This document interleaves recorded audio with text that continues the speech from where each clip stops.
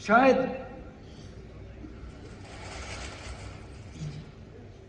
یہ خاص کر مرکزی حکومت یہ ہمیں مر مٹتے ہوئے دیکھنا چاہتے تھے، کیونکہ ہم جھوٹ موٹ کی سیاست نہیں کرتے، ہم دھوکے کی سیاست نہیں کرتے۔ میں نے سوچا کہیں ہال میں ورکروں کے ساتھ ملاقات ہوگی، زیادہ سے زیادہ گھر کے آنگن میں بیٹھ کے بات کریں گے، لیکن یہاں پہ بس اڈے کو اس طرح بھرنا، اور وہ بھی اتوار کے روز جب مارکیٹ زیادہ تر بند رہتا ہے، گاڑیوں کا اتنا چلنا پھرنا رہتا نہیں ہے۔ نہیں تو اکثر بیشتر بس اڈے میں جلسے کرنے کا بڑا فائدہ یہ ہوتا ہے کہ لوگ بس سے اتر کے 15-20 منٹ سنتے ہی ہیں، پھر آگے نکل جاتے ہیں۔ کوئی خریدار دکان پہ آتا ہے، کہتا ہے چلو نا اب یہاں چل رہا ہے کچھ، تو سنتے ہیں، تو اسی میں پھر ہم فوٹو کھینچتے ہیں اور پھر باہر نکالتے کہ دیکھو جی کتنے زیادہ لوگ تھے۔ لیکن آج اتوار کے روز اس طرح آپ لوگوں کا جمع ہونا، یہ اپنے آپ میں اس کا ایک مزہ آپ کو ملے گا نہیں۔ یہ کہتے تھے کہ ان لوگوں نے حکومتیں کی، حکومت میں تنظیم کا فائدہ ہوا، لیکن اب کیونکہ حکومت نہیں ہے اور نہ حکومت ان کو ملنے کی کوئی امید بھی ہے، اب ان کی تنظیم بچے گی نہیں۔ ہاں یہ صحیح ہے، حکومت میں رہ کے جلسہ کرنا بہت آسان ہے، اور حکومت کے قریب رہ کے جلسہ کرنا بہت آسان ہے۔ آج جن لوگوں کی مرکز میں حکومت ہے، جو لوگ یہاں پچھلے دروازے سے حکومت کر رہے ہیں، ان کے لیے جلسے کرنا بڑا آسان تھا، لیکن بدقسمتی سے ہمارے کچھ حکمران کو بار بار ایک چیز دہرانے کی عادت ہو گئی، اس امید کے ساتھ کہ شاید ان کا جھوٹ جو ہے وہ سچ میں تبدیل ہوگا۔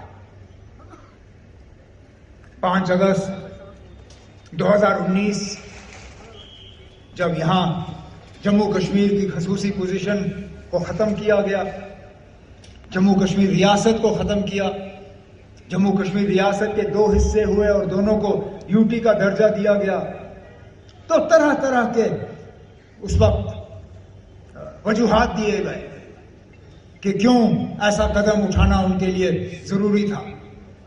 کہا کہ جموں کشمیر میں باہر سے کوئی انویسٹمنٹ نہیں ہے، اور اس لیے ہمیں 370 ہٹانا پڑ رہا ہے تاکہ یہاں پہ لوگ جو ہے باہر سے پیسہ لائیں گے، لگائیں گے، اور جموں کشمیر کی ترقی ہوگی۔ کہا کہ مرکز سے پیسہ آتا ہے لیکن وہ پیسہ زمینی سطح پہ خرچ نہیں ہوتا، غائب ہو جاتا ہے، اور یہاں کی ترقیاتی کام کاج میں تیزی لانے کے لیے ہمیں 370 کو جو ہے اڑانا ہے۔ کہا کہ یہاں کے نوجوانوں کے پاس روزگار نہیں ہے، اور 370 جو ہے یہاں کے نوجوانوں اور روزگار کے درمیان ایک رکاوٹ بنی ہوئی ہے۔ 370 ہٹے گا، روزگار کے دروازے بھی کھلیں گے۔ پھر کہا کہ یہاں علیحدگی پسند جو سوچ لے کے چلنے والے لوگ ہیں وہ بھی 370 کی وجہ سے زندہ ہے۔ کہا کہ اگر جموں کشمیر میں اور بالخصوص کشمیر میں بندوق کا اثر ہے، اگر وہاں پہ ملیٹنسی ہے، تو ملیٹنسی صرف اور صرف 370 کی بدولت۔ اگر یہ 370 ہٹا تو نہ یہاں کوئی آزادی کی بات کرے گا، نہ کوئی آپ کو علیحدگی پسند والا ملے گا، اور نہ یہاں آپ کو کوئی بندوق والا ملے گا۔ اچھا ہم تو سب بند تھے، کوئی گیسٹ ہاؤس میں، کوئی بات ہمیں اخبار اور ٹی وی دیکھنے کو ملا، لیکن بیچ بیچ میں سنتے آئے کہ اب یہ کہا جا رہا ہے 370 کو لے کے۔ میں نے کہا ٹھیک ہے نا، شاید ہم ہی غلط، شاید ہمیں ہی غلط فہمی ہوگی کہ ہاں جی 370 نے ہی سارا یہاں پہ ماحول بگاڑا رکھا تھا۔ میں نے کہا ٹھیک ہے، اگر انہوں نے کیا اب دیکھتے ہیں کیا ہوتا ہے۔ ہم بھی چاہتے ہیں یہاں کے لوگ ترقی کریں، ہم کیوں ترقی کے بیچ میں رکاوٹ بنے؟ ہم بھی چاہتے ہیں کہ یہاں کے نوجوانوں کو روزگار ملے۔ اگر ہمارے نعرے سے یہاں کے نوجوانوں کے روزگار پہ اثر پڑے تو ٹھیک ہے، پھر ان کو روزگار ملنا چاہیے۔ اگر 370 کی وجہ سے یہاں بندوق ہے تو ٹھیک ہے، پھر بندوق بھی بند ہو جائے۔ لیکن آج 2021 نومبر مطلب 2 سال، اگست ستمبر اکتوبر نومبر، 2 سال 3 مہینے، لگ بھگ چوتھا مہینہ اب شروع ہونے والا اگلے ہفتے. میں مجبور ہوتا ہوں پوچھنے پہ جناب کہ بتائیے ان 2 سال 4 مہینوں میں آپ نے ان میں سے کون سی چیز ہمیں ثابت کر کے دکھائی؟ ان میں سے کون سی بات جو ہے سچ ثابت کی؟ کیا باہر سے لوگ آئے انویسٹ کرنے؟ کیا کارخانے لگے؟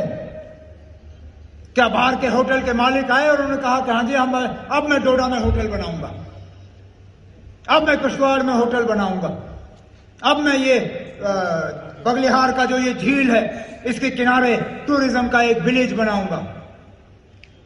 آئے لوگ پیسہ لے کے یہاں لگانے کے لیے؟ ہمیں کہا گیا تھا کہ امبانی، ٹاٹا، برلا سب آئیں گے، کوئی نہیں آیا. میں کہا تھا کہ ہمارے نوجوانوں کو اب روزگار ہی روزگار ہوگا. کس نوجوان کو 5 اگست 2019 کے بعد روزگار کا آرڈر فراہم کیا گیا؟ الٹا جو ہمارے پروجیکٹ چل رہے تھے ان پروجیکٹس میں بھی ہمارے لوکل لوگوں کو روزگار نہیں دیا جا رہا ہے، اور یہ سچائی ہے، یہ سچائی ہے. امن کی بات، سچائی یہ ہے کہ جن علاقوں کو ہم نے اپنے دور حکومت میں ملیٹنسی سے خالی کر دیا تھا، آج وہاں پھر سے بندوق کا اثر ہے. میں وزیر اعلیٰ تھا، سجاد کچلو صاحب میرے MOS ہوم تھے. ہم نے سری نگر میں بنکر کے بنکر اڑا دیے. ہم وہاں تک ہمیں اپنے آپ کو یہ لگ رہا تھا کہ ماحول ٹھیک ہے، ہم افسپا پہ بات شروع کر گئے تھے کہ اب ان علاقوں سے افسپا کو بھی اٹھایا جا سکتا ہے کیونکہ اب یہاں پہ ملیٹنسی کا کوئی نام و نشان نہیں رہا.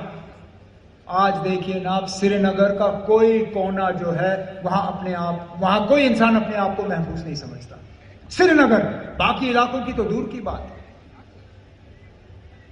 کپوارہ سے لے کے ٹنل تک جن جن علاقوں کو ملیٹنسی سے خالی کیا گیا تھا وہاں دوبارہ ملیٹنسی پیدا ہوئی. اور یہ باہر سے ملیٹنٹ نہیں آئے، یہ کشمیر کے ہی بنے ہوئے نوجوان جو ناراضگی اور الگ الگ وجوہات کے بنیاد پہ بندوق اٹھانے کے لیے تیار ہے.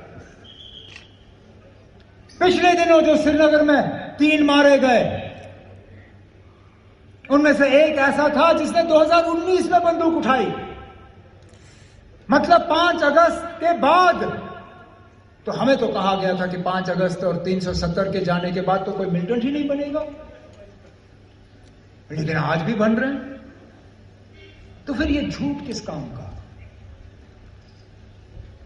ہمیں کہا گیا تھا کہ علیحدگی پسند جو جذبات ہیں وہ ختم ہو جائیں گے. کیا آپ کو ختم ہوتے ہوئے نظر آئے؟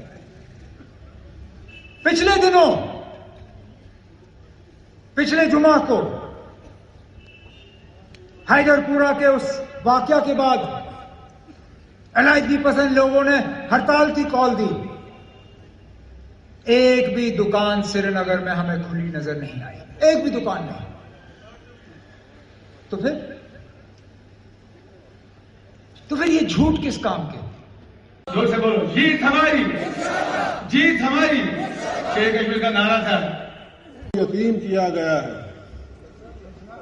وہ ایک بہت بڑا المیہ ہے. ہمارا ملک ایک جمہوری ملک ہے اور ہماری ریاست ایک نارمل ریاست نہیں ہے.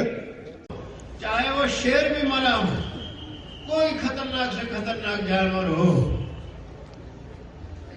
اس کو کوئی پتھر نہیں مارتا. جن میں زندگی ہو، جن میں زندگی کا حرارت ہو، جو آنکھ ملا کر بات کر سکتے ہوں.